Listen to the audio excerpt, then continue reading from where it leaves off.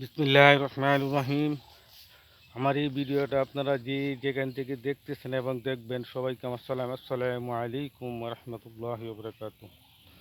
আজকে আরেকটা ভিডিও নিয়ে আসলাম আসরের নামাজ পড়ে আসলে জমি দেখতে। এটা সে আমাদের বাড়ির পিছনে একটা জমি, অনেক বড় একটা বন যেটা বলে। আলহামদুলিল্লাহ, আল্লাহর কাছে শুকরিয়া, আল্লাহর নিয়ামত দেখেন কত সুন্দর ভাই।